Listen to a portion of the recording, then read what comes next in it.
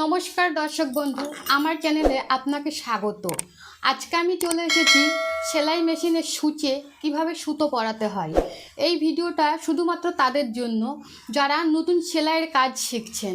তারা অনেকেই এখনও ঠিকঠাক জানেন না কিভাবে সেলাই মেশিনে সুতো পরাতে হয়। তাহলে দর্শক বন্ধু আসুন দেখে নেই কিভাবে সেলাই মেশিনের সূচে সুতো পরাতে হয়। দর্শক বন্ধু দেখে নিন সেলাই মেশিনে সুতো পরাতে কী কী জিনিসের প্রয়োজন। লাগবে একটা ববিন কেস, অ্যাক্রিল সুতো আর একটা স্ক্রুড্রাইভার। সুতোর রিলটা আমি স্পুল পিনে দেওয়ার আগে অবশ্যই দেখে নেব সুতোটা এভাবে ঘুরে কখনোই আসবে না, সুতোটা এইভাবে পেছন দিয়ে ঘুরে আসবে। তাহলে আমি রিলটা এভাবে করে নিলাম। এবার স্পুল পিনে আমি রিলটা ভরে দিলাম। এবার ববিনে গোটাতে হবে সুতোটা। ববিনে গোটানোর আগে সুতোটা এভাবে পেঁচিয়ে নিতে হবে। যদি পেঁচিয়ে না নিই, যখন আমি সুতোটা গোটাতে যাব তখন খুলে যাবে।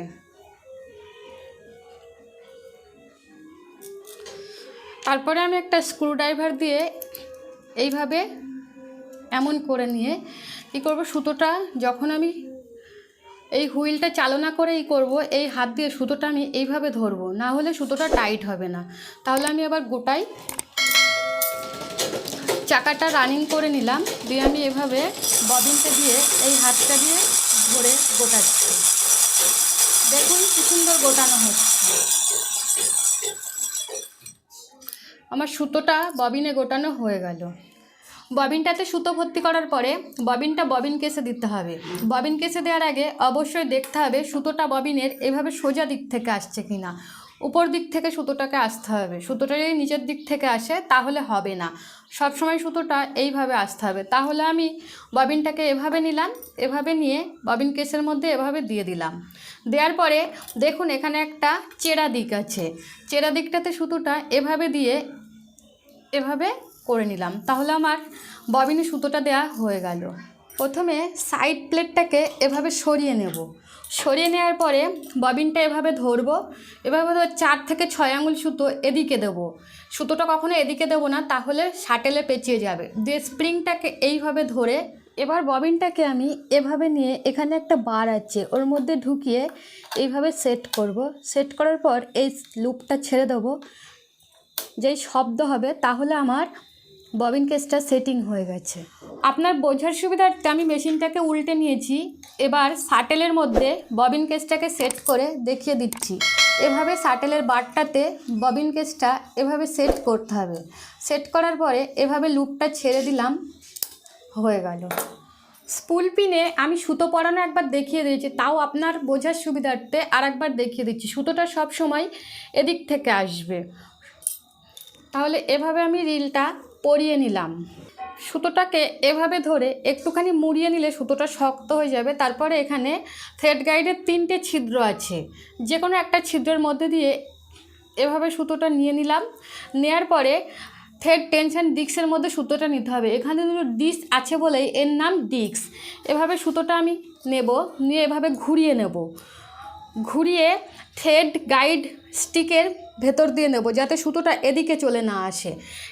এরপর থ্রেড টেকআপ লিভারের ছিদ্রটার মধ্যে দিয়ে সুতোটা নেব, নিয়ে ফেস প্লেটে একটা আইলেট আছে, এই আইলেটের মধ্যে দিয়ে সুতোটা নিলাম। এবার নিডল স্প্রিংয়ের মধ্যে দিয়ে সুতোটা নেব। নিডল স্প্রিংয়ের মধ্যে সুতোটা নিলে সুতোটা কখনো সূচে আটকে যায় না। তারপরে সুতোর আলটা কেটে সূচের আয়ের মধ্যে নেব।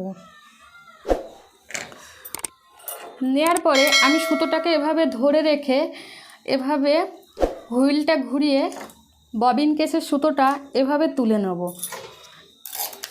এরপর সুতোটা এভাবে পেছন দিকে দিয়ে আমি সেলাই শুরু করব।